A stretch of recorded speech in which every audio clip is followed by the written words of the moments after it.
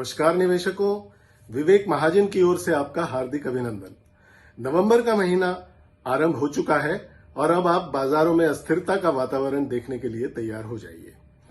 याद कीजिए अपना हवाई सफर, जब अचानक ऊंचाई पर उड़ते विमान के डगमगाने की स्थिति में पायलट की इमरजेंसी अनाउंसमेंट।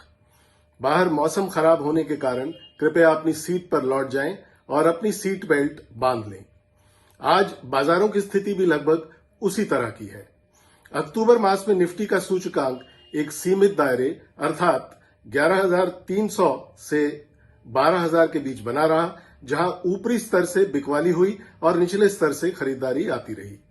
नवंबर में स्थिति बदलने वाली है और शीघ्र ही हम निफ्टी सूचकांक को नीचे या ऊपर की ओर तेजी से बढ़ते हुए या गिरते हुए देखेंगे।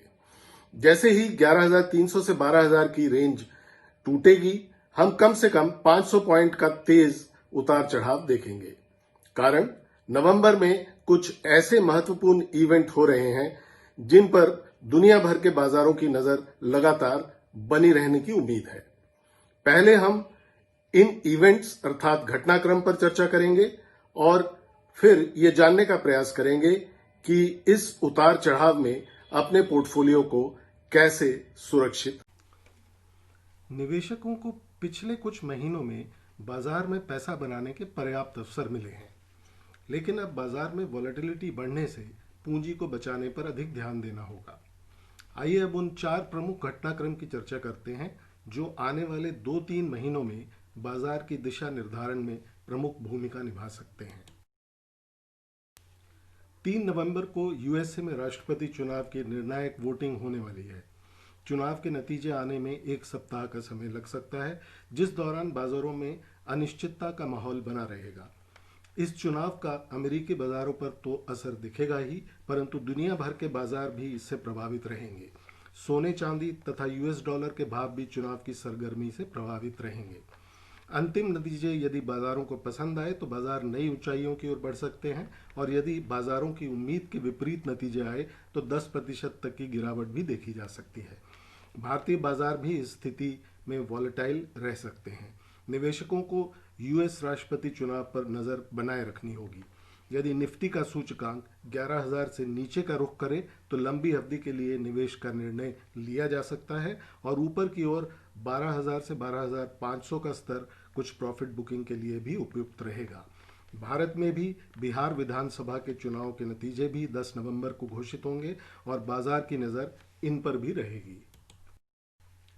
दूसरा प्रमुख मुद्दा है कोरोना वायरस के बिगड़ते हुए हालात, जिसमें यूरोप के कई देशों में दोबारा लॉकडाउन लगा दिया गया है। फ्रांस, जर्मनी, यूके इनमें प्रमुख हैं।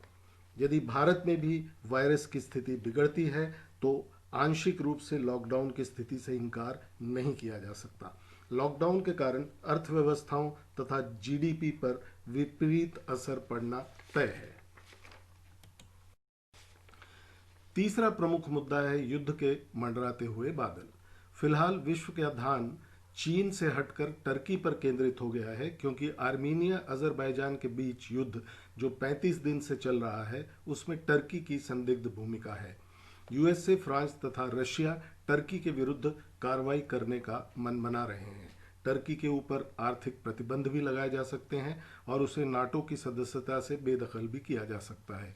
इधर साउथ चाइना सी और भारत पाकिस्तान सीमा पर भी गतिरोध जारी है और युद्ध की स्थिति लगातार बनी हुई है। चौथा और अंतिम मुद्दा है डेट बबल और बैंकिंग क्राइसिस।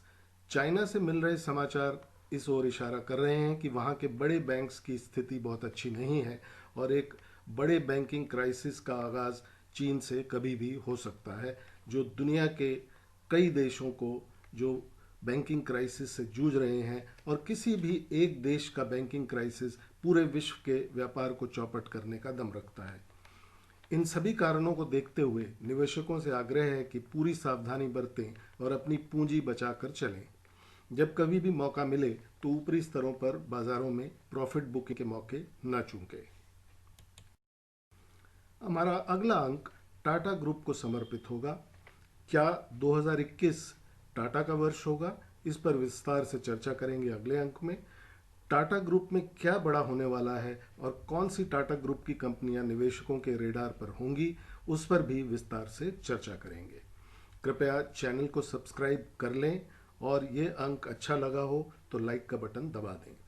आज के लिए इतना ही। अगले अंक तक ओके टाटा।